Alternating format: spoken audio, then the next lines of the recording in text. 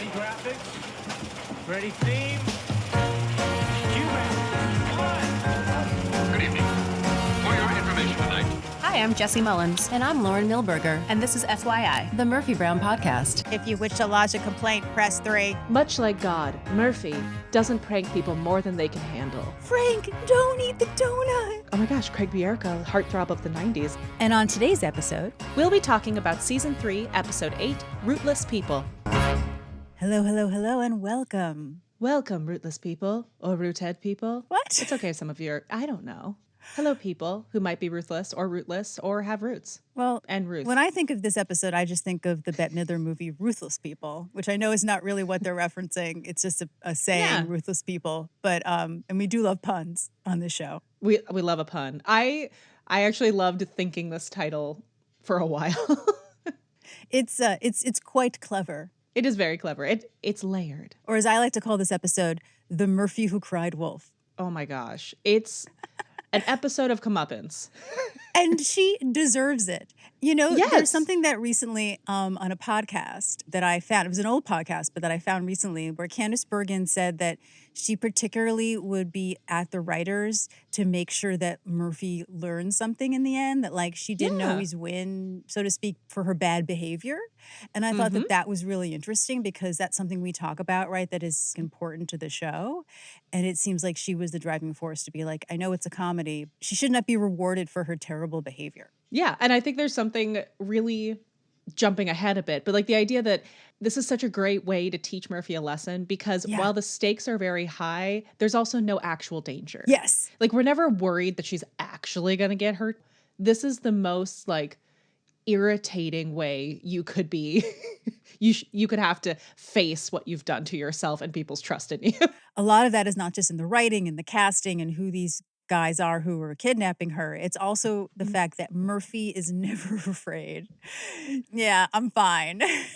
You know, I think one of the things that could have been a trap with this show is that Murphy very rarely descends from the place of position of power. But what I like about this is like that position of power, that dynamic is what keeps us comfortable in her hijinks and in their hijinks with her as the victim of this episode, because I'm not worried that she's not going to be okay. But I am really enjoying how stuck she is. Yeah. It's more of an annoyance, really.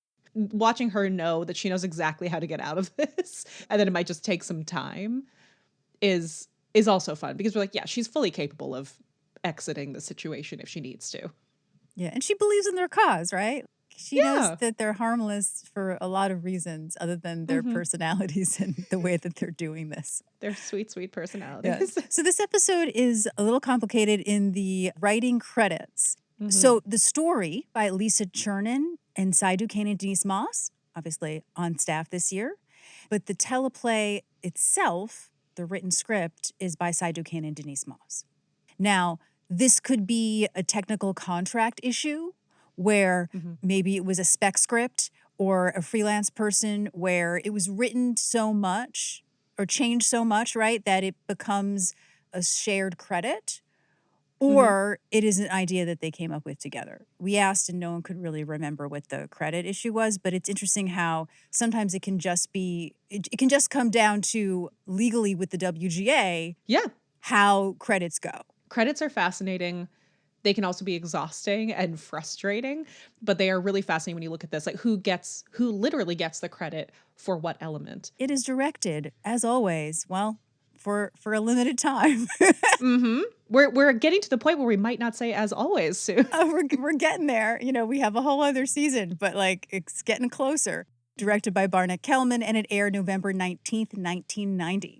Now, something interesting is there are some articles where Diane is interviewed about the upcoming season, and she talks about how she thinks that people like to see issues from the news and things that affect them personally.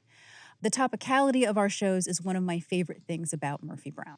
And I think that it was really smart to sort of, you know, you kind of forget that this is sort of an issue episode because it's so wrapped in this sort of, and I'm not sure if I want to say farce because like, it's not like it's Frasier, right? But it's a really kind of silly comedy in a way of errors of them trying to, I say trying to kidnap her. I mean, they kidnapped her, but they really kind of didn't. Yeah.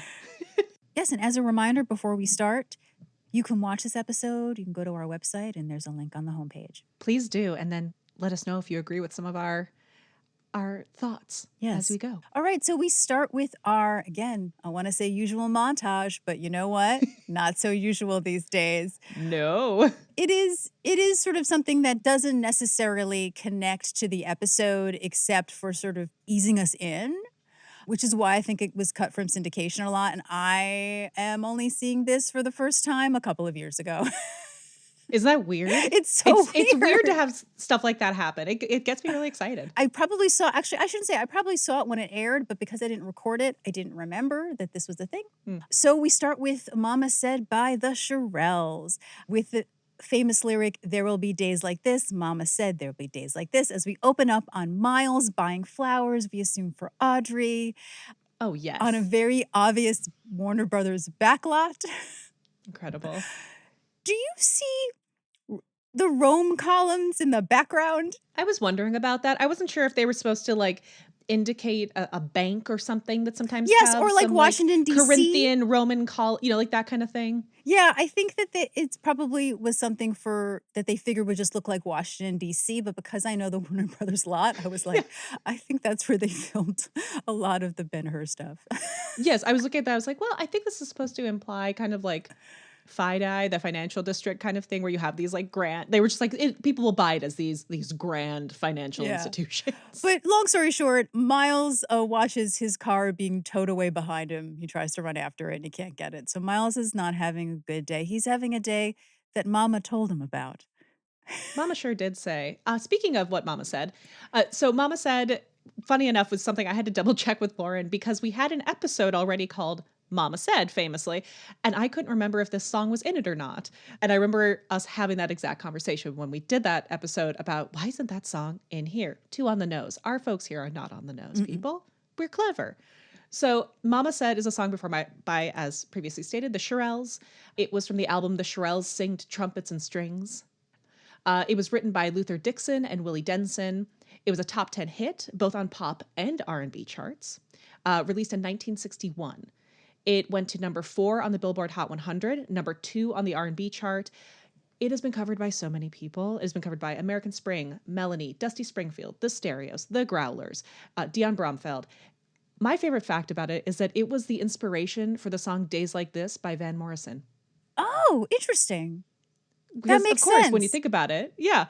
But I love that like Van Morrison was inspired by the Shirelles. Like I love when musicians reference each other and nod to other disciplines because of course they do. Like of course they do. Final thing about that is it was named the 44th song on Billboard's list of the 100 greatest girl group songs of all time. Of course. I mean, when I think of the Shirelles, this is the first song. Well, I shouldn't say that. I think it's tied with Will You Still Love Me Tomorrow? Yeah. It's iconic. Yeah. And also when I think of that song, I also think of Carole King, whereas this song, I only think of the Shirelles. Yeah. So I had promised the last time we talked about the Shirelles to talk a little bit about Florence Greenberg. Oh, yes. Because I think that her story is really interesting. But I found out something that will make us, I think, both laugh, which I thought was a really great addition to the story through this book that I'm starting to read called But Will You Love Me Tomorrow? An Oral History of the 60s Girl Groups by Laura Flam and Emily Sue Leibowitz. It's an oral history book. So it's all first person stuff, which is great, from interviews that they did and also from archival interviews. What I love about this is we both have plans to read this book, but Lauren started before me. And knowing that there was a surprise factoid that was going to come out, I actively had not picked it up yet because I was so excited for Lauren to tell me whatever this is. Yeah, and I literally said to Jesi, I'm so excited to tell you this information that I found. And I honestly was like, well, if I'm going to talk about Florence Greenberg, I should probably read the book because I bet they have information that I don't know.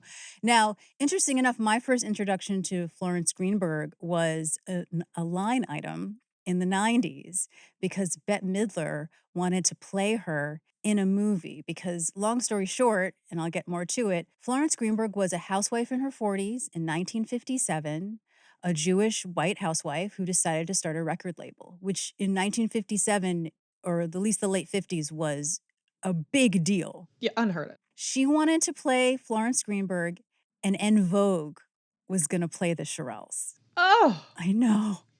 Oh, come on. That would have been so good. Eddie Murphy came to her with the project. They were going to co-produce it with their companies. I don't know if there was going to be a role for Eddie in it. And then it just never happened. Now my scrapbook is filled with a lot of, projects for Bette Midler that never happened because I think, one thing, Hollywood, but also just in the 90s, it was always like, oh, these women's pictures are flukes. Yeah, they're all Yeah. just flukes. Anyway, Not popular at all. recently found out that it actually was due to the fact that they couldn't get all of the Shirelles to sign off on it. Oh, well, yeah, I can see that. That's fair. It's your life. You don't want them to do it. Lived experiences and perspectives that I'm probably hard to all agree on a single presentation of that event. Yeah. So here is the story of Florence Greenberg. Florence Greenberg was a New Jersey housewife in Passaic, New Jersey, and her daughter went to school with the Shirelles. So cool. Now, the way that I'd always heard the story up until reading this lovely book was that her daughter came home and was like, you got to listen to this group. They're amazing. And then she started this record label. Now, whether that's the truth or I just inferred just based on the information, I mean, there's also a Broadway show, 2011 with Beth Level was a jukebox musical. So I'm getting dramatization versions of the story. This is not. She had already started this record label and had one person, but they just weren't really anyone that we would know. And her daughter did come home and say, you gotta, see this group. But what cracked me up was really what was happening was her daughter, this white Jewish girl, was following these girls home saying, you gotta sing for my mom. You gotta sing for my mom. And they were like, oh no, here comes Mary Jane again. They're like, please stop. And so they were actively trying to avoid this girl. Oh.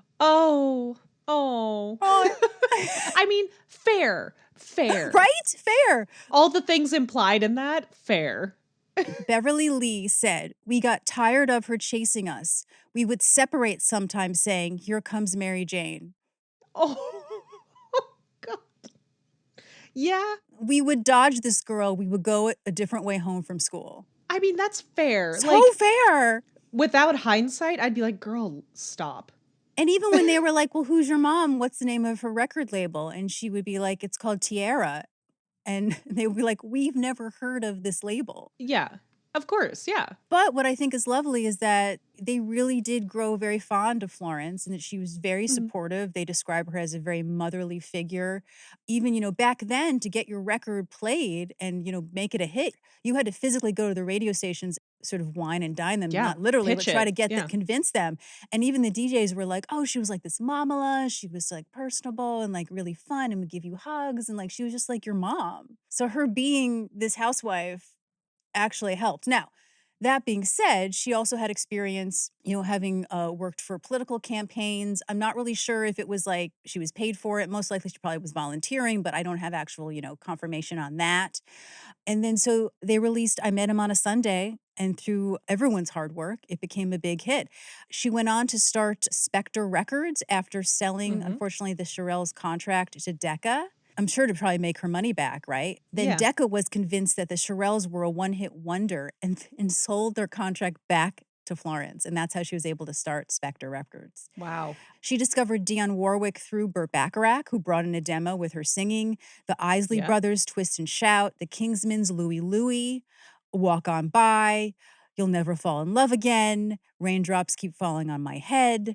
Unfortunately, the company did fold in 1977. But as a woman in her 40s, in the 50s, being the head of a record company, I think is pretty amazing. That's incredible. That's so cool. What a cool lady. I thought so, yeah. And go Mary Jane. Go Mary Jane, yeah. Way to just march to the beat of your own drum, even if these women are like, please leave us alone. All extremely fair. Who is your mom? I don't know. We are back in the episode. Miles just comes barreling in to the FYI bullpen. And I know that I may have said this already, but like this episode particularly just feels like classic Murphy in the way that all the characters are reacting. Grant is really at sort of his neurotic best, the way he sort of runs in, the little hand gestures, really just being at his wit's end, but being believable, but also being like farcical and funny. I really love it. Well, and I think it works really well because we see so little of them otherwise.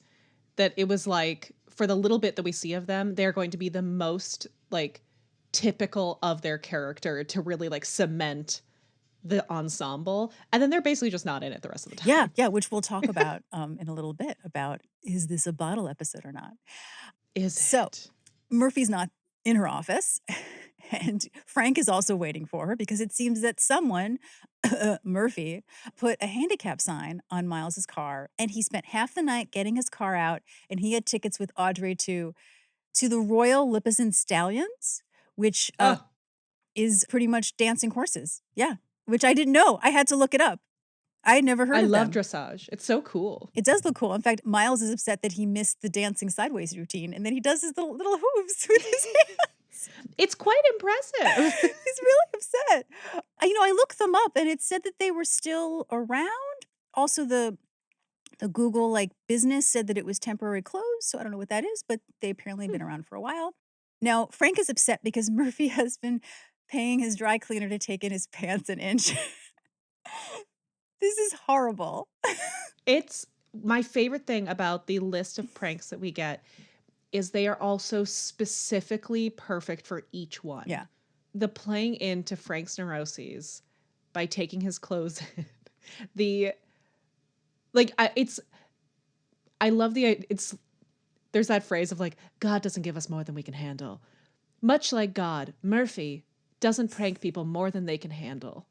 So Now- you look at Jim's, it's very tame compared to Miles, compared to Corky, because she clearly caters them based on what would bug each person the most, Yes. and what they can actually handle. Yes. I think it was also interesting, which maybe we should write down for the next time we talk to someone behind the scenes, is we've talked before how they did do pranks on each other. Uh-huh. Particularly Grant and Candace were always acting like sophomores in a fraternity with each other, which is all I love. But I'm really curious. I mean, obviously Candace didn't do things to this extent. Uh-huh. Did they do this based on what was happening behind the scenes? I want to know that somebody went to wardrobe and had someone take in a pair of pants. I hope it's On not Joe. specific, right? But just the idea that this is in Candace. I mean, it feels so Murphy Yeah. also. We've also talked about in the last couple episodes how the writers talked about taking things from people's personal life, and Uh-huh. and this is just rife for comedy, right? Mhm. But yeah, a lot of the stuff sort of reminded me of some of the stories we've been told. So then Corky arrives. Apparently, she has been cut down by the wrath of Murphy because someone sent an autographed photo of her to Manuel Noriega. Manny, Oh. I'll be waiting for you when you get out. But then what's terrible is that right before Murphy comes off the elevator, Corky turns to Frank and goes, "You're getting fat, Frank." You look fat, Frank. That's so Corky. Oh, I was like, oh, God, honey. Actually, no, I'm sorry. It's Jim who comes off the elevator in a fat trench coat, right? Oh, Jim looks incredible. And he's like, "A lovely day." It is when Jim walks in looking like that. I have to say, he looks really great. He's in a great mood. And Miles says that it isn't a lovely day for obviously all of the reasons we've talked about. And Jim is like, "Oh, I don't usually condone Murphy's hijinks, but journalism has a history of prankism." We should learn to take it on the chin. And then he does a little air chin chuck of. And then Grant. Murphy gets off the elevator looking so fabulous. This outfit, it took my breath away. Every layer of this outfit, because we see it in different forms love it. throughout. Incredible. It just got better. Is it a tartan? It's tartan adjacent. I don't know if it's because technically tartan is a very specific. It is. Okay. All right. You have tartan designs that are registered and so on. It is a plaid. A plaid. A green, fabulous plaid with a little blue in it. She's wearing black hose and a black shirt, which we can't see. And this sort of slate blue scarf, just like my a God. strewn. Sunglasses. She's in a great mood. Her hair is all fluffy. Later, when we see the necklace that's hiding underneath, also incredible. This 3-strand gold necklace that's playing up the neckline. And the gold belt too. Gold looks fabulous on this. Black shoes and holding a pink donut box. Now, we previously have talked about how we didn't understand why all the television shows had pink donut boxes. And then we discovered after that episode aired that there is a reason, which I would like to briefly talk about because it's fascinating. And funny enough, right when I found out about it, then Sunday Morning did this really great piece. Peter Yen of the Santa Ana Packaging, a local manufacturer of carnation pink containers, said anytime you see a movie or a sitcom set in New York and a pink donut box appears, you know it obviously took place in LA. Yep. So the pink donut box has been a staple of Southern California donut shops for the last 40 odd years. As of last year, 80% of donut shops, which is well over 1,000 donut shops in California, particularly Southern California, are owned by Cambodian refugees who arrived in the US in the late 1970s and early 1980s during the Cambodian genocide. And so pretty much there wasn't a lot of resources, as we know even today, for refugees. And so they all helped each other. And so the donut industry, which was already, pretty much a thing. I mean, I think some people probably know Big Randy's donut, the big sort of donut on top of the building from 1920s, 1930s, sort of, trends in building. It's still a big landmark of the Los Angeles area. And so the tradition after that, from the late 70s to early 80s, really kind of took off even more and was carried on by the Cambodian community. Before this, boxes tended to be white, but pink donut boxes are cheaper. Which is fascinating. Right? Yeah. And so it became sort of a cost-effective thing. There even were some who said, well, I actually wanted a red box, but the pink boxes kept being sent and they were cheaper, so we went with pink. Now, the Los Angeles Times compared the pink donut box in the Los Angeles area as a comparison to the Grecian-style paper cups in New York. Literally what I just thought of. Now, there are some artisan donut places in Arizona and Texas who've taken on the pink donut box, although some printing companies think that places are now wanting to be more distinct. Branding is becoming more obvious to people. And I was thinking about like the Dunkin' Donuts, like orange and that kind of stuff. Yeah, exactly. And something that I read too was sort of pointing out the fact that like in the Northeast, where Dunkin' Donuts is a lot more popular, you have sort of the neon orange and pink box. And then in the South, you have Krispy Kreme, and you know it by the box, it's a polka dot box, whereas this is sort of a blatant thing. Now, something that I thought was really amazing was there is this Cambodian-American artist, Feng Wei, who uses the pink donut box to draw portraits of the Cambodian community of second generation. And she has all kinds of beautiful stuff. I'll put a link to it. Some of the series has sort of a printing of them as children over it and this beautiful drawing of them as adults. And it was a way to honor their parents for what they sacrificed and the hard work that they did and how they didn't have time to really stop and take the applause, really. And it's really awesome and amazing. Yeah. So I, for one, hope that they don't get rid of the pink donut box, but I understand, Yeah. Instagram That's and so branding. cool. Yeah. There you go. So now we know why. Well, we don't. Hopefully, it'll remain now as like a vintage thing. Right? Yeah. It'll come back and it'll be considered retro. I remember watching the Night Court revival, and takes place in New York. Pink donut box. So cool. Yeah. Now that people know, they'll notice it in everything. Yeah. Exactly. So Murphy offers Frank a donut, but maybe he shouldn't. Oh, so horrible. Can we also call out her Good Morning Vietnam entrance? Oh, that's right. Oh, I forgot about that. She does. You want to explain to everyone who doesn't know the movie what she did? Yeah. So, oh my gosh, I hope our listeners know the movie. 1987's Robin Williams iconic movie, Good Morning Vietnam, where in every trailer you heard Robin Williams. I will not do a Robin Williams impression because that would be disrespectful of his memory, but he says a long drawn out Good Morning Vietnam that became, people who never even saw that movie when it came out in 87 knew that quote. It's on the soundtrack. I had the soundtrack, and in between the music, they have his little sort of bits, and he says that. And it's referenced in movies and television. It's one of those quotes that I feel like generations know it without knowing what they're referencing. So I love when she walked in and did the like Good Morning Washington. I was like, when did that movie come out? So it would be very much in the zeitgeist for sure. Oh, yeah. So Frank says that he knew what was going on, which of course we know he didn't. And then what I think is great is that he's like, I'm up to you. And then turns around and like unbuttons the top button and just takes a breath. Like it's such great acting from Joe. So good. Pretty much is that whenever Murphy finishes a story early, she uses sort of the bullpen and the people she works with as her own personal playground. He acts like a teacher, I don't have to separate you. Murphy calls them killjoys, which I love. And uses Jim as an example that he's a really good sport. Apparently, she put a sign on the back of his car that says, "Honk if you want to spank me." Mm-hmm. It's funny. I paused it to write that down as like you just see Charles's like super sad face. Oh, and then when I unpaused it, I could see how quickly he just went to like realizing it. I thought, oh, that Oh was my so God. great. He's like, It's so, because again, it is the perfect prank for Jim. It is harmless, but that is just the most horrific thing he could imagine having on his car, that people would think that he would want that. of course, yes. He thought there was a wedding procession behind him. And then Murphy's phone rings and Frank says, "You better get it. It might be Wile E. Coyote confirming your order from Acme Anvils." It's so good. I hate that reference might be lost to time. In a It few might be years. lost to town. Yeah. It makes me so sad. I hope that people still enjoy Warner Brothers cartoons. Me too. Yeah. They're incredible. But we should also remark that there is no secretary this episode, but there is a condemned sign. Mm-hmm. Mm-hmm. I was gonna say, Murphy's kind of her own secretary for a second. She is. "You have reached the offices of Murphy Brown. If you wish to lodge a complaint, press 3. Now." Now. She's Chat GPT. But all of a sudden Murphy gets serious, goes in her office, and Miles does something that I really empathize with when a show that I love has been canceled, which is, "I need closure." Yes. Jim suggests that they send her on assignment really far away, where there are no telephones, mail services, or the possession of rubber dog doo-doo is a felony.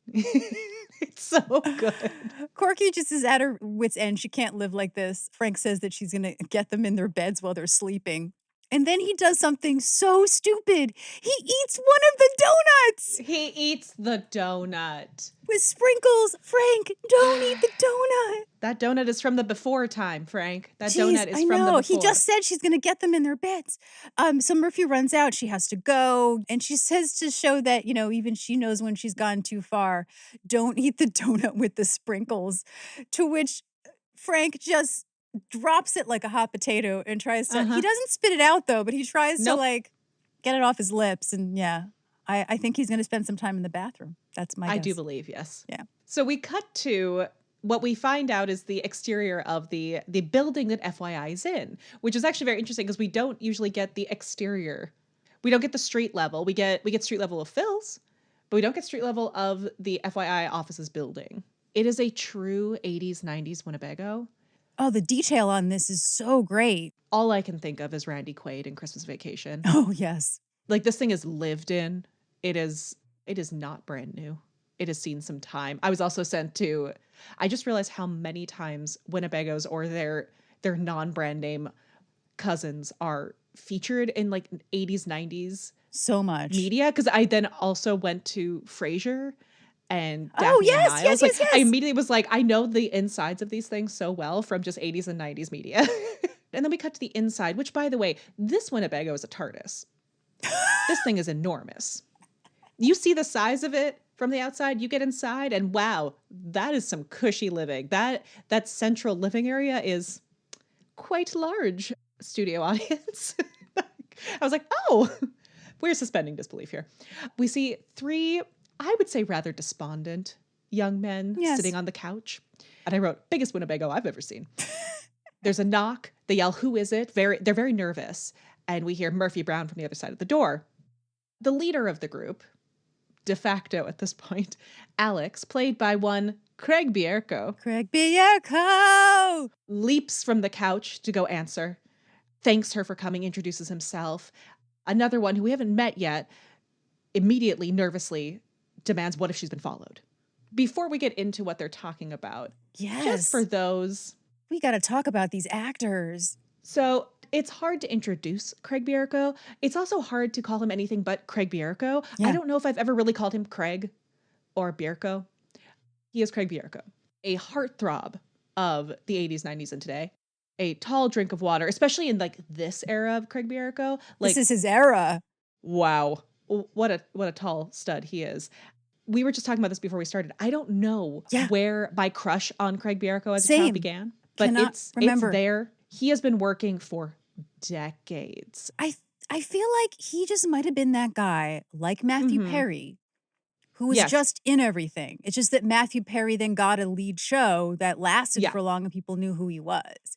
Because I Mhm. was crushing on Matthew Perry before I really knew his name and and then I Yeah. watched Friends because I heard he was in it. And I guess I should say, like, Craig Bierko obviously began working, as we all do, long before kind of those initial IMDb credits show up.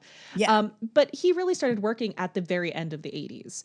He has some soap stuff in 73 and then some one-off episodes in the mid 80s, but really like 1989 is when he starts to hit. This episode is obviously in 1990, but he's in every TV show that was airing at this time. He's also in Fear and Loathing in Las Vegas. A notable role is in the project The 13th Floor. I love that movie. It's actually a really underrated movie, 13th It's Floor. incredible. He guests on Ally McBeal. He had 2 episodes in Sex and the City that I remember very clearly. What a Dreamboat. Scary Movie 4. He's in Nip Tuck. Boston Legal. He had quite he's a working 15 actor. episode. I mean, he just worked in everything. He was in everything. He was also in the 2005 movie Cinderella Man. My favorite personal memory of Craig Bierko is that I saw him play Sky in Guys and Dolls when it was revived on Broadway. I saw him in Music Man. He's really good. Yeah. He was such a good, like, especially acting wise, but he was a really great Sky. He was opposite Oliver Platt as Nathan or Nate, and Lauren Graham was Adelaide. It was a really fun revival. I saw it during previews, but I just remember being like, oh my gosh, Craig Bierko, heartthrob of the 90s, is currently in front of me playing heartthrob of Guys and Dolls. I just remembered something that I think will give people a little more context as well, is that speaking of Matthew Perry, he was the original choice for Chandler Bing, is my understanding. Yeah. Which is not really what he's playing in this, I would say, right? He usually plays this sort No. of like smart alecky, sort of sarcastic guys. But he's not the only like face recognition 80s, 90s actor in this episode. No, he is not. So let me introduce them. Please. Oh, as yes, we meet introduce them. So this is Alex, Craig Bierko. As he thanks her, and these other very neurotic, nervous-looking men, who we will meet in a moment, are surrounding him, Murphy says, let's not waste any time. If what they claim is correct, she sits down. She's ready to take notes. Clearly, this is a big deal. They could be blowing the lid off of a very large story. That's the U.S. covert action in Chile, which would be a very serious charge. And she says, oh, I believe you said you have a dossier? Alex actually doesn't seem to know what a dossier means. And he actually says, no, correction, they actually don't have any information from the CIA, as they clearly claimed on the phone. They're environmentalists. They're with the Coalition to Preserve America's Resources. And at that moment, Murphy seems a little fed up. And so he rushes to introduce his colleagues here, as she has stood up and seems to be making her way to leave. First, we meet Dr. Elliot Niebling.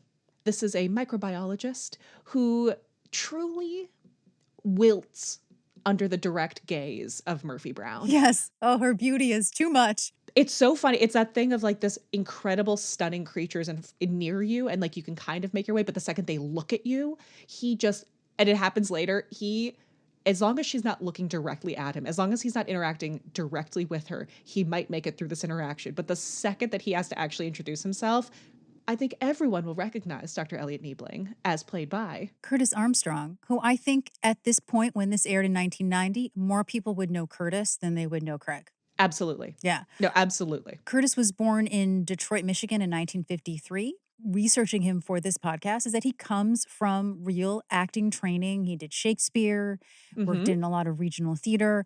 The first thing that I know him from, maybe not his, I don't want to say, I mean, he was fine in the movie, but we'll talk about in a second why the movie is not something you should go and watch him in, is he was Booger in the 80s film's Revenge of the Nerds series, which I found out apparently when he was cast, he took great umbrage with the name and kept trying to get them to change his name.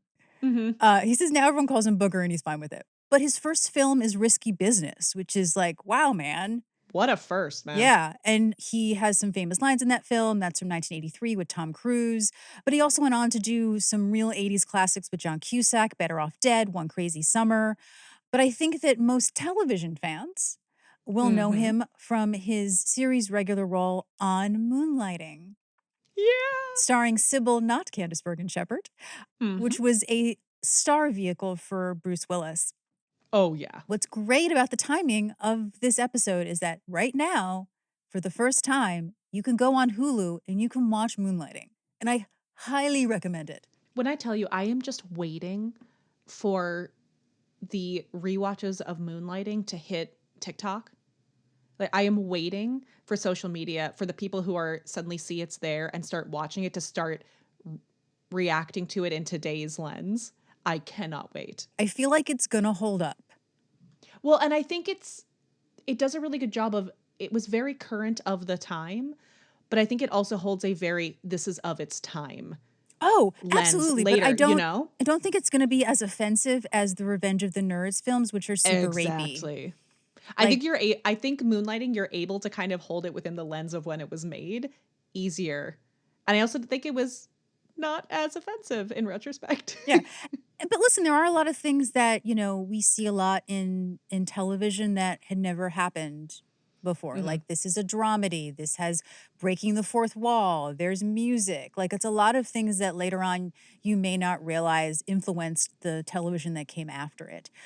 And I'm very excited for people to remember when Bruce Willis was like adorable and funny. Oh my gosh, he was such a good comedian. And Curtis is great in it too. He has a really great sort of love relationship with someone else in the office. Anyway, Moonlighting. Just watch him in Moonlighting.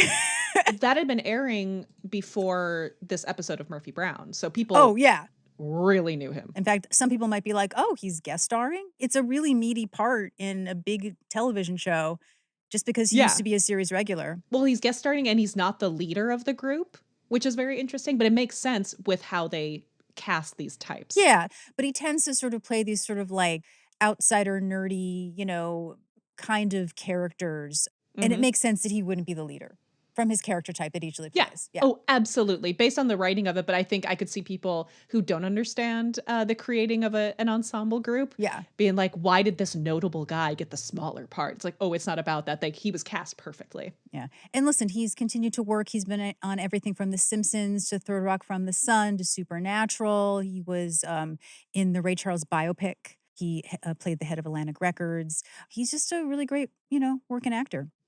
Speaking of working actors. Yes, after we meet Dr. Elliot Niebling, we meet Marshall Caldwell, who writes the newsletter for the coalition. He's also a member of the Sierra Club, Common Cause, and Mothers for Nuclear Free World. I would say Marshall's the gentleman of the group. And he really holds down the gentlemanly interactions with a lady. And he wants to commend Murphy for not wearing ivory on her show. And I would say, for those people who have listened to our interview with Mr. Stephen Peterman or know what Steve looks like, so you can just listen to the interview and then Google Steve. We have pictures of him on the interview on our website.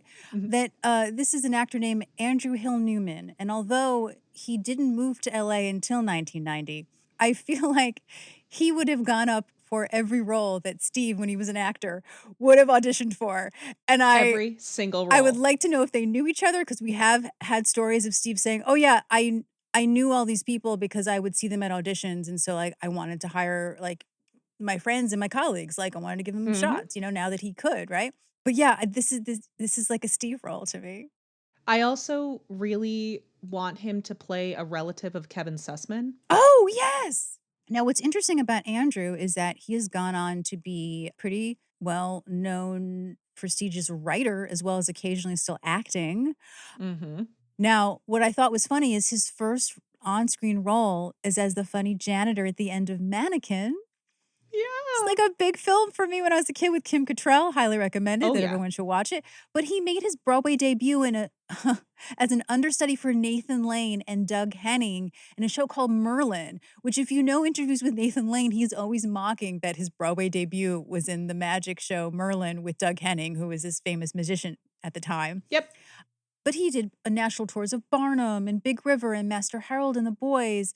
And of course, he spent 2 years off Broadway as Seymour in the original production of Little Shop of Horrors. Which, of course, he was. Look at him. Yeah. I mean, he was a replacement. He wasn't, but still, that's pretty awesome. But, look at him. It's perfect. If you look at his IMDb, he never stopped working.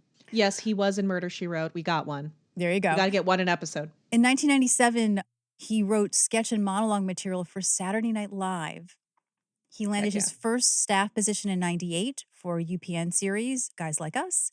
He is actually one of the main producers on Brockmire, which was the series that Hank Azaria did. He did a lot of shows like iCarly.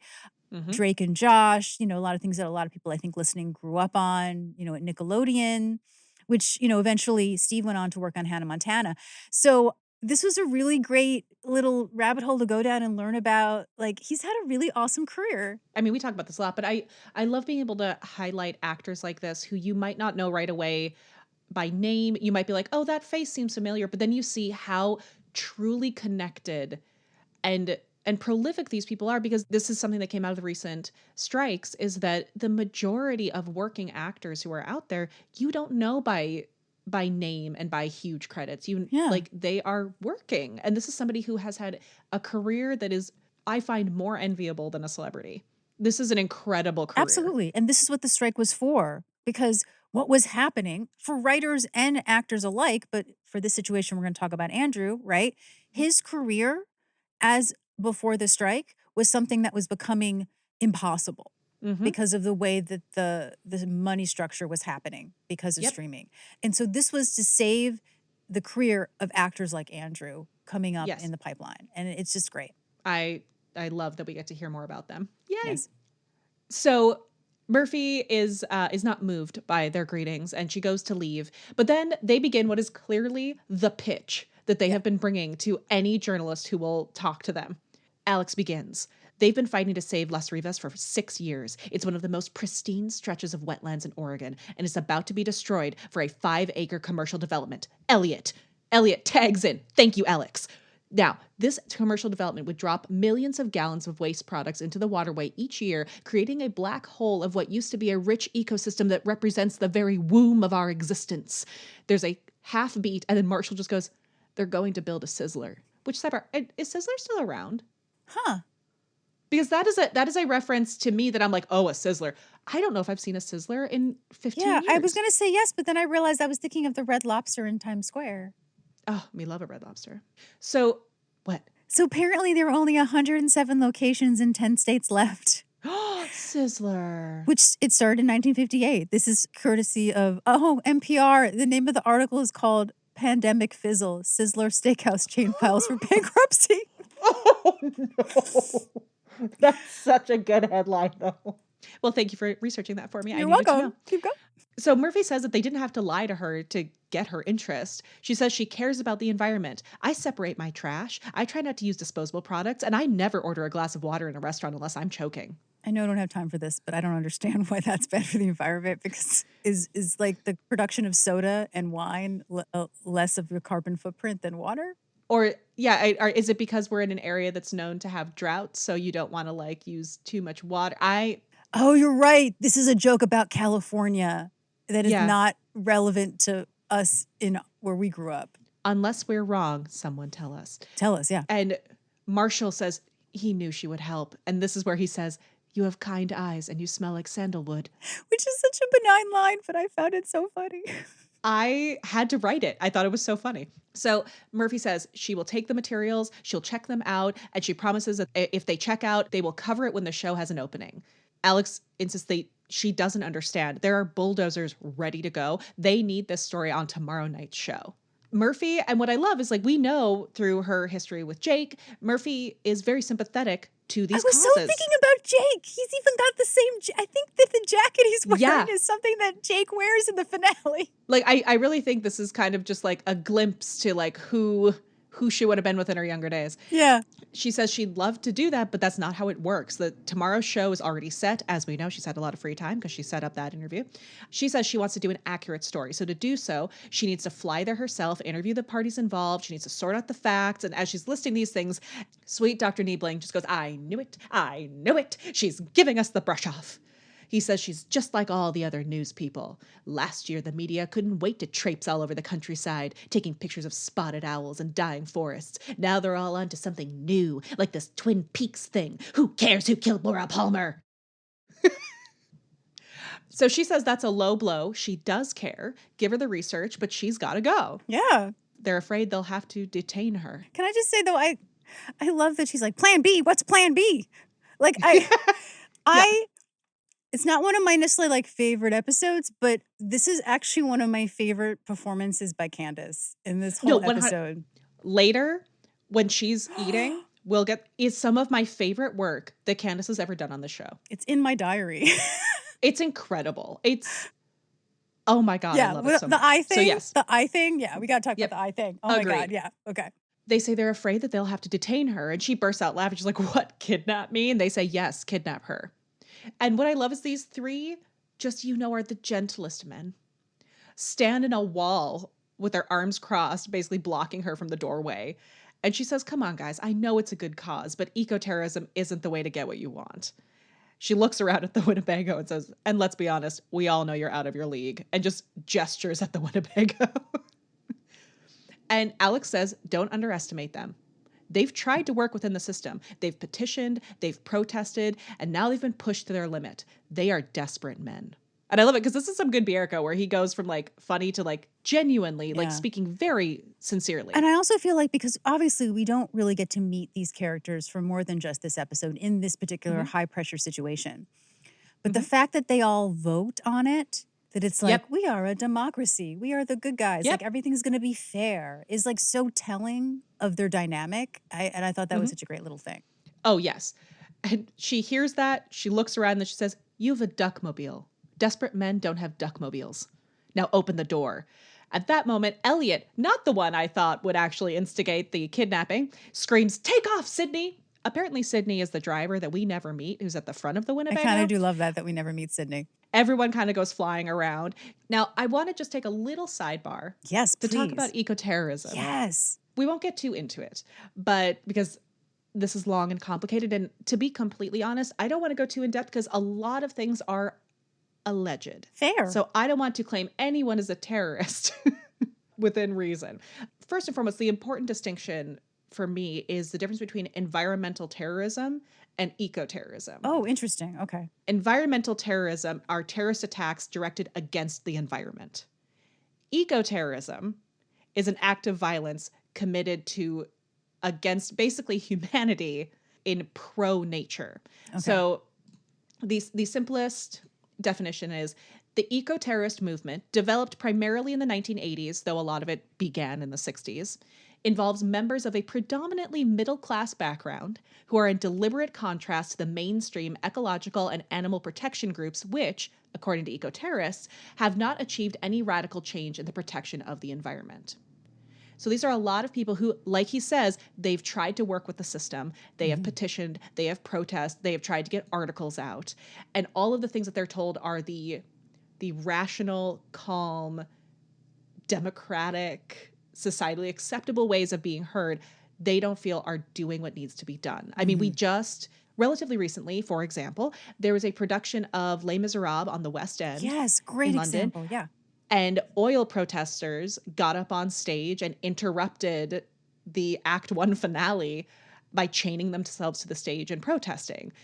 That is still within the realm of following the system. They are peacefully interrupting and forcing people to listen to them. Eco-terrorism is born of people believing that that is not enough and it's not doing what needs to be done. It is extremism. Arose out of the same school of thought that brought about deep ecology, ecofeminism, socioecology, and bioregionalism. The concept of ecoterrorism was not coined until the 60s. The history of it obviously precedes that, but the concept of it within our vernacular really began in the 60s, and then it really grew to prominence in the 80s. So eco-terrorist acts may occur in various forms. Some include equipment vandalism, blockades to business or work sites, package bombs or pipe bombs sent to institutional administrators, liberation of animals, destruction of research data, invasion of government or business offices to commit crimes of civil disobedience, arson of buildings, obliteration of experimental plants and animals, etc. They commit these acts, and many other acts, in a fight to save nature. By taking claim for these acts, eco-terrorists acquire public attention and use that interest to spread their extreme environmentalist ideologies that demand a reduction of human alteration to the natural environment. And the thing that is difficult with this is that the line between what is considered protesting and civil disobedience and criminal acts of eco-terrorism gets very gray, and it's something that's still happening to this day. Some examples of tactics as well are tree spiking. first used by Earth First in 1984. It involves hammering small spikes into the trunk of a tree that may be logged with the intention of damaging the chainsaw or mill blades. But it could also seriously hurt the loggers, which is where it starts becoming a violent act. Arson, obviously, bombing. Monkey wrenching is a tactic popularized by Edward Abbey in his book The Monkey Wrench Gang, that involves sabotaging equipment that is environmentally damaging. Again, the huge thing about this is that the idea is to stop the humans and the machines from hurting the environment. But the step into eco-terrorism is usually when they start harming the humans in the practice. Yeah. There are many groups that have been accused of eco-terrorism, and that's where I'm not going to get into who is technically an eco-terrorist. Some organizations that have been accused in the United States include the Animal Liberation Front, ALF, the Earth Liberation Front, ELF, the Sea Shepherd Conservation Society, Earth First, as I previously mentioned, the Hardesty Avengers, and one that I think is very unique to this episode, which is very similar in name, which is the Coalition to Save the Preserves. Yeah. As opposed to our friends here who are the Coalition to Preserve America's Resources. Yeah. Oh, interesting. Yeah, that's pretty close. Mm-hmm. So there are some more modern groups such as Greenpeace and PETA who have been accused. It is all alleged. I am not here to say whether or not they are. Sure. But I will say that in 2010, the FBI was criticized in the U.S. Justice Department reports for unjustified surveillance and placement on the terrorism watch list between 2001 and 2006 of those groups.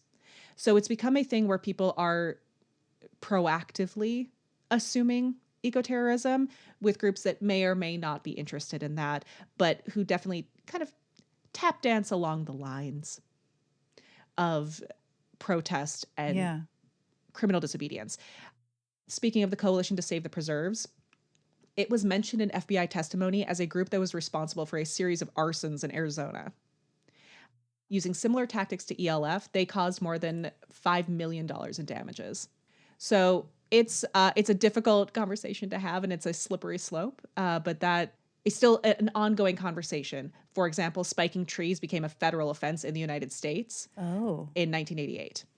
When we talk about extremism, there's even extremism within eco-terrorism. Of course, yeah. The lines people are willing to go. So when she says, like, eco-terrorism is not the way you want to go, these young gentlemen are on the cusp of possibly becoming eco-terrorists by kidnapping someone.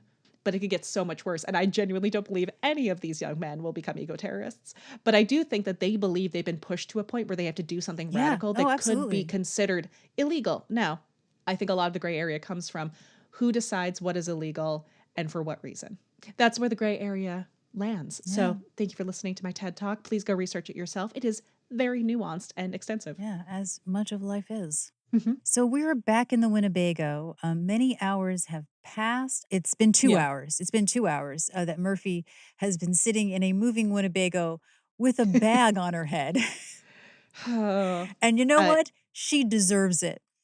It is, of course, a reusable grocery bag, canvas, I believe. It says "Save the Trees." Sure does, because they are on brand. On brand.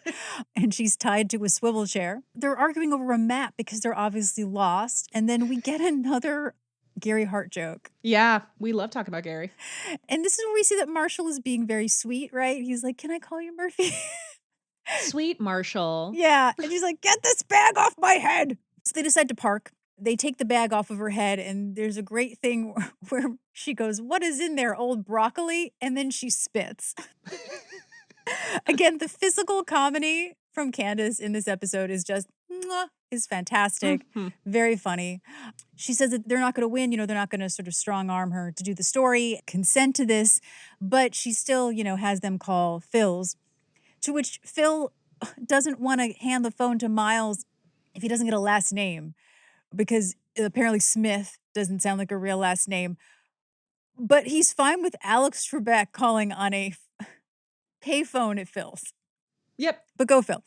So at first, of course, everyone is concerned. Oh, no. And then they laugh because they think it's a prank. Uh-huh. Mm-hmm. So we're back in the Winnebago, and we can hear through the phone that everyone is singing "Ding Dong, the Witch is Dead."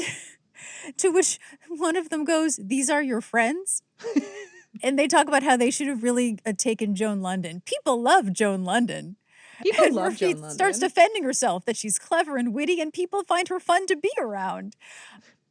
People don't know Joan London was one of the hosts of the ABC morning show, Good Morning America. So she was definitely someone that people found warm and inviting over their breakfast. I mean, the difference between a morning host and an evening host is notable. And then she tries calling somebody else. Well, and then we get to find out who this next person is. It's Howard at the Post. She's on the phone with Howard. She tells him it's an incredible story. And she's giving it to him because they've been friends for so long. Howard talks, and then we just hear, "Oh, come on, Howard, it's been 6 months since she sent a phony IRS agent to his office." Clearly, Howard hangs up. Karma, it's karma. It's karma. Elliot cries that it's incomprehensible, which I just have to stop and say Yes. is the most Wallace Shawn adjacent, inconceivable Oh, read. good point. Yeah. Because you have to believe that these two men were constantly being compared to each other. Sweet Curtis Armstrong and Wallace Shawn for being a very specific physical type and vocal type I can see that, and yeah. character type. And so when he says it's incomprehensible, I was just like, it's inconceivable. Like, it's just That's good, yeah. same person. She's made 37 phone calls apparently. And he says, "Do you know the statistical probabilities of no one believing her?" Sweet Marshall swoops in, gentleman of the hour, points out, hey, at least she's trying. Which is true. I also feel like the audience is like, "Aw," because then he kneels down in front of her. Yeah. And you hear this little murmur from the audience because Sweet Marshall. And he asks her, "Isn't there someone else? Like Alan Alda. Why don't you try Alan Alda? He seems like someone who believes people." And she shrieks out, "I don't know Alan Alda." Ugh, I love the way she says that. I know I keep saying that, but just that's another line reading that I'm just like, I don't know Alan Alda. I also just have to call out, like, Alan Alda, notably throughout his career, has been like a science-forward climate activist. Oh, that's right. Yeah. Yeah. Do you remember his Scientific American Frontiers gig where he was the and I host listened to his for podcast years? too, where it was Yeah. like a little sciencey. Yeah. He's also just like kind of like Henry Winkler in the sense of like Yeah. the reputation of like just a nice guy to know. I have so many memories of Alan Alda smiling at scientists on the TV. The kindest man in the world. He hosted Scientific American Frontiers from 1993 to 2007 for 81 episodes. He just, like, in the last several years has been going and like putting a face to the climate change effects up in Alaska, which I'm very partial to since I spent half my childhood there. But I just love that we reference Alan Alda because you know what? He is somebody who would listen to people and believe them. And scientists in particular.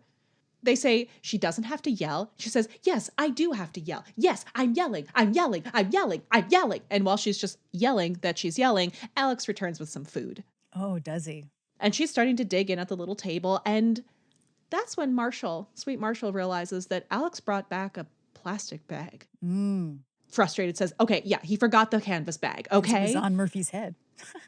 That's true, it was on her head. Elliot reminds him of the policy. He has to take it back and explain to the manager that the molecular structure of plastic makes it virtually impossible to biodegrade.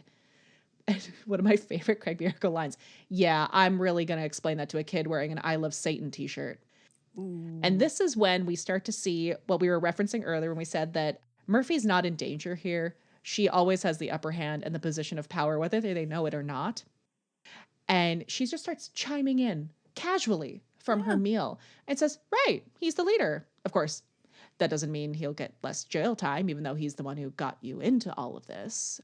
And Marcia goes, "Hey, you know what? She's right. He didn't want to do a kidnapping. He wanted to do a bike-a-thon." And Alex leaps up and says, "You know what? Someone else lead. Be my guest." And Marshall says, "Sure, he'll lead." And Elliot goes, You? You can't be the leader." Murphy casually unpacking her meal. "Why not?" Back to the boys. Elliot's taking over, actually. And Alex says, "You? Are you kidding me? You can't even run an overhead projector." Murphy, starting to take her drink, says, "They don't appreciate you, Elliot. It's very clear they don't listen to you," and dramatically starts sipping her drink with wide eyes. Oh my God, that is my favorite thing I've ever seen Candace Bergen do with the little tiny The straw carrot juice, work. drinking in the little thing, and then her eyes just sort of dart to the side like she fucking knows that she's like poisoning the well with them. And it's just like fantastic.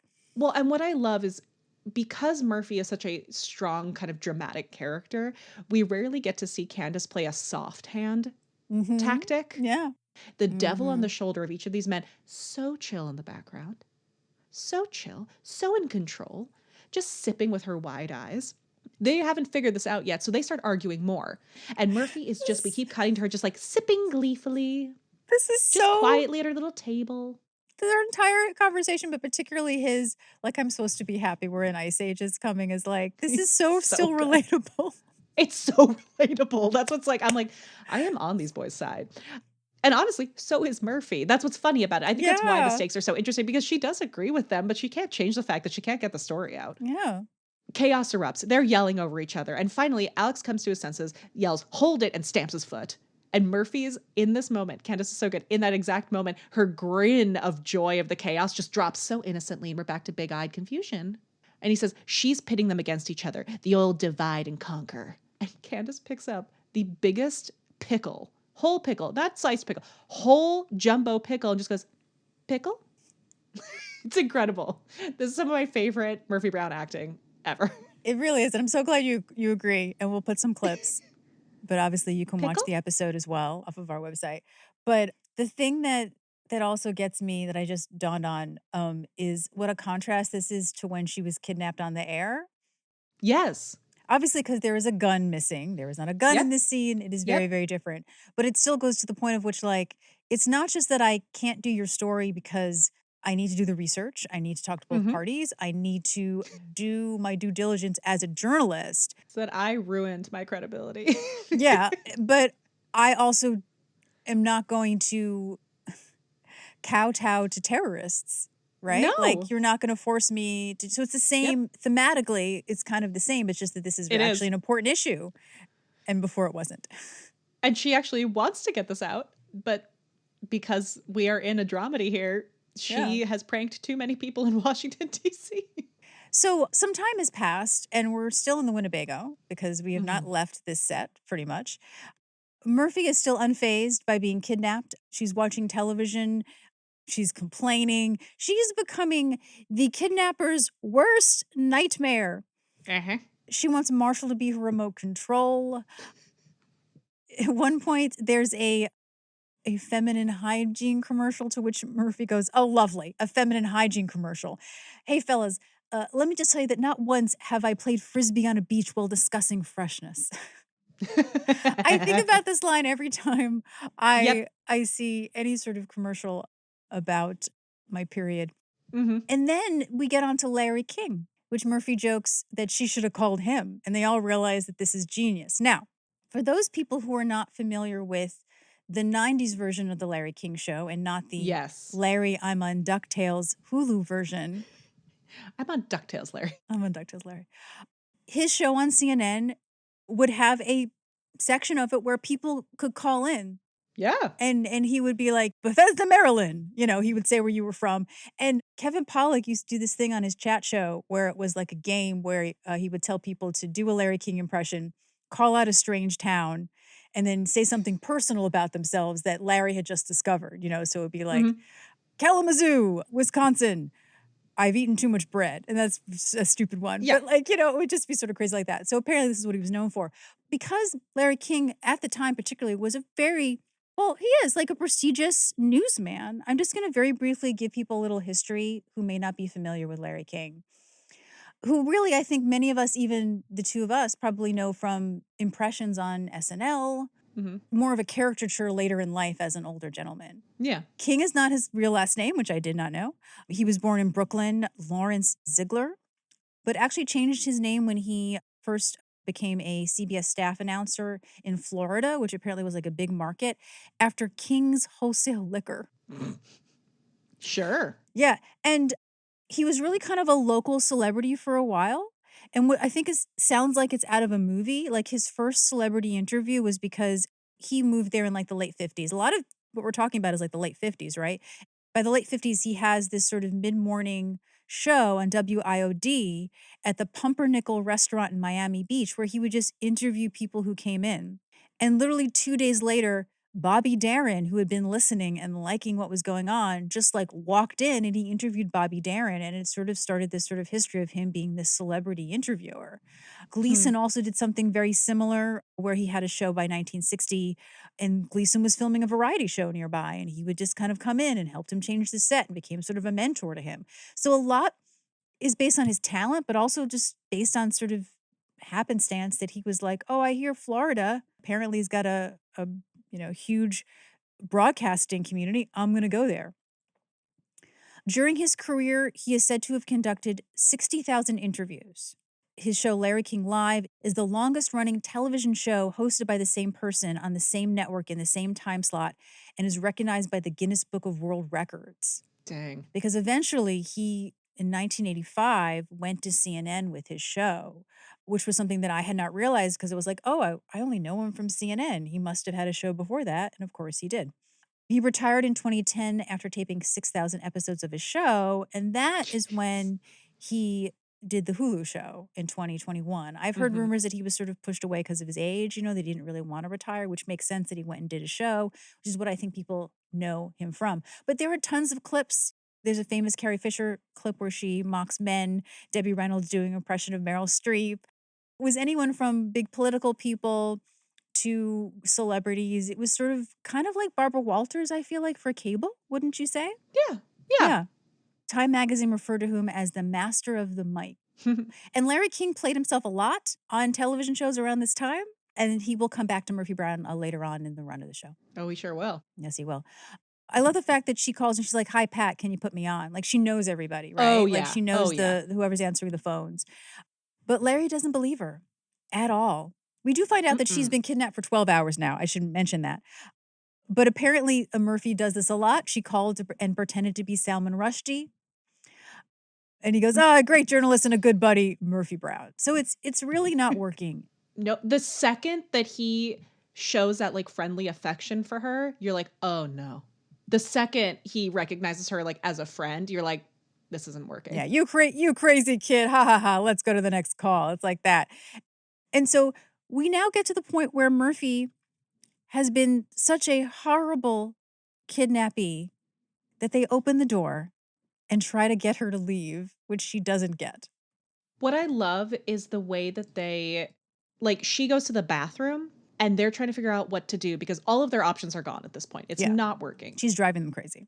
She starts complaining about hair in the soap and then from the bathroom and they all just start being like, what if? So that they don't lose their ground as strong men. They're like, what if someone just forgot the door was open? And they set up this whole scenario and she's so focused on complaining about her hose being ruined that she just completely misses that the door is wide open. And one of my favorite quotes, forgive me for paraphrasing because I didn't write this down, but I love the way that Craig Bierko kicks her out of the Winnebago, which he basically tries to really gently say the ends don't justify the means and they have other legitimate avenues they could possibly explore. And she's asking like, what do you mean?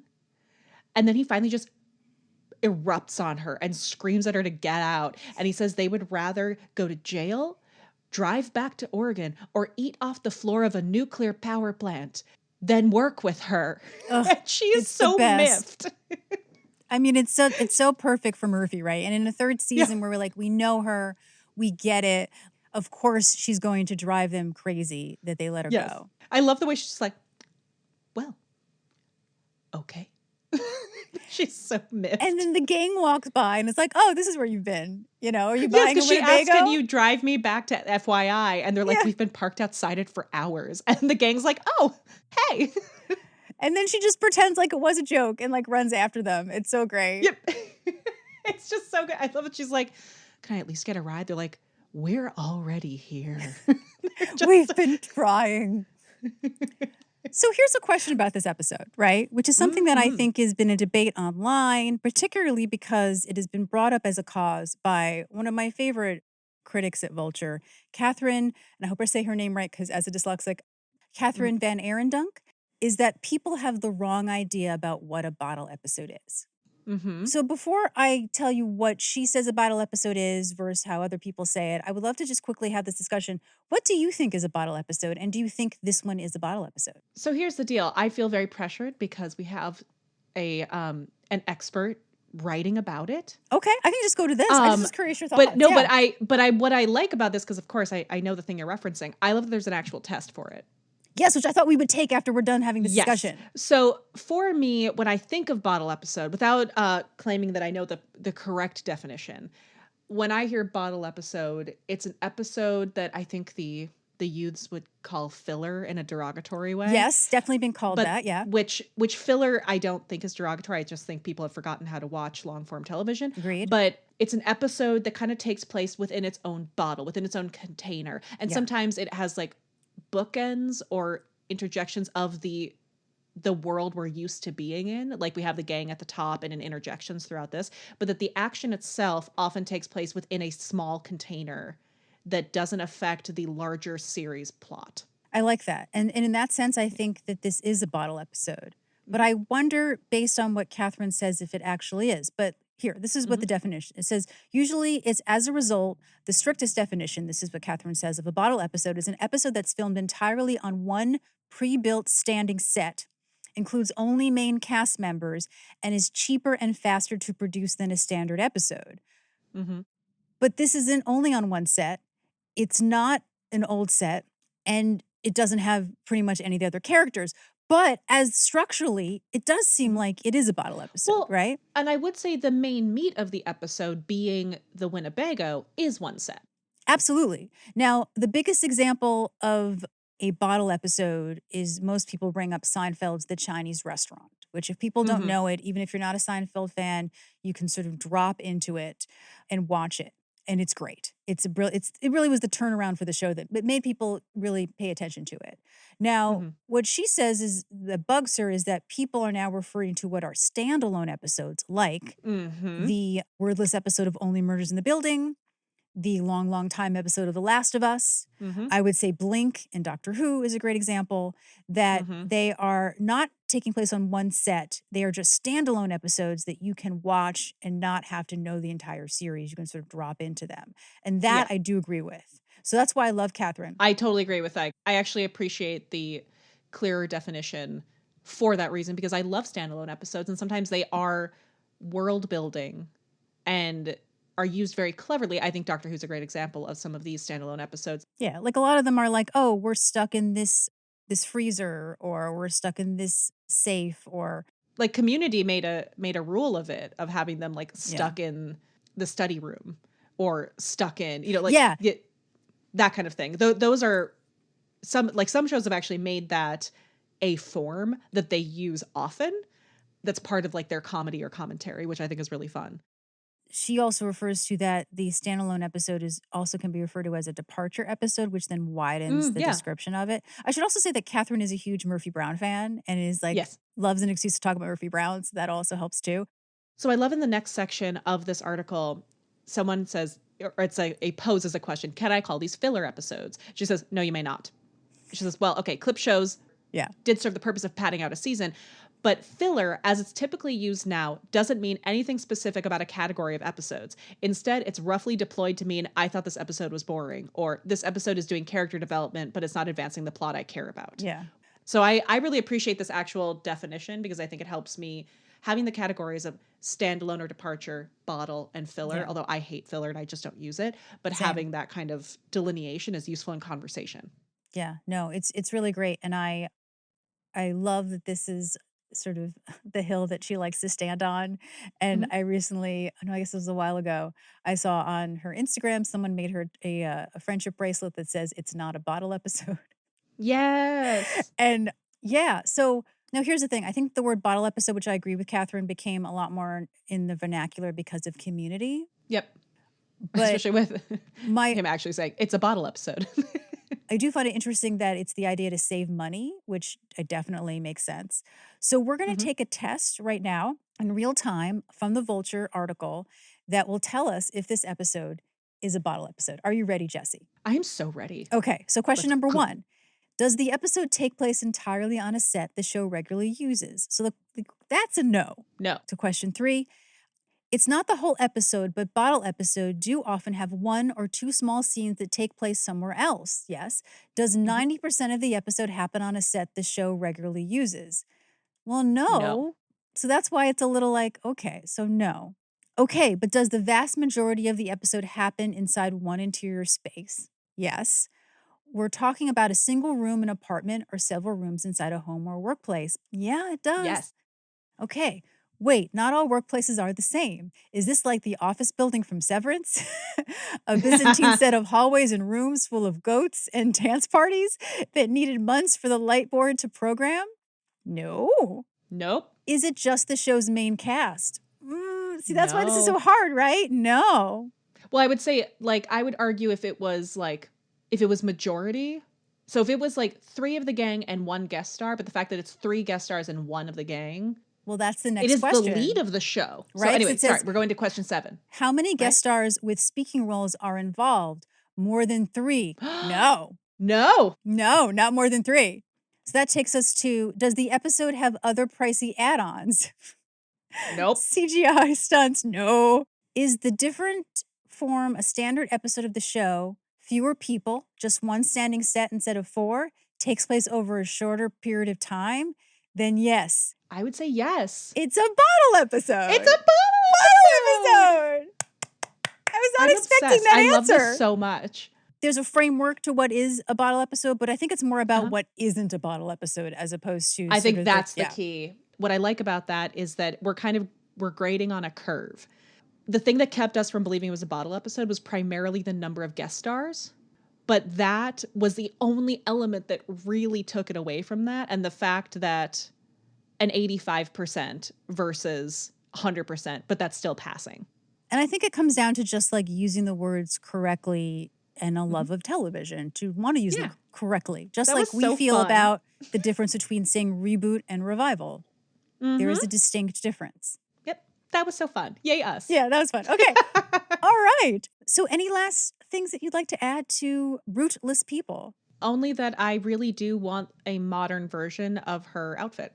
I am going to say this right now. I'm going to try and figure out a way to recreate this in my current fashion. So if you enjoyed this episode as much as us, or if there are other episodes of similar or just completely different TV shows that you did the test with, we would love to know. I would love to know what other episodes of popular series people are wondering about. Please go use this little quiz. It made me very happy. I feel like I need to go down a list of other ones that I enjoy to figure that out. Yeah, we will link it on the show notes on our website so you can take the test yourself. Thank you for listening, friends. If you enjoyed what you heard today, please show us your support by Liking subscribing and interacting with us on social media Our handle everywhere is. at Murphy Brown Pod. You can also email us at murphybrownpod@gmail.com. or visit our website at murphybrownpod.com. share us with your friends Give us a 5-star rating. wherever you listen to podcasts. You can also support the podcast by checking out our Patreon You can donate once or be a recurring subscriber, and access exclusive deep dives on Murphy Brown and other related topics. as well as bonus content we had to cut for time. 100% of what you donate goes towards creating this podcast. So, any way you are able to support,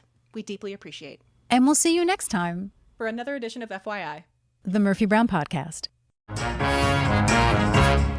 Oh, I was editing the bottle episode for Final Cuts, and I realized something that I should have said, which was that after we took the test, I thought, oh, we tested positive for bottle episode. And I was like, you thought of that now? Oh, you man. thought of that now? That's what we get.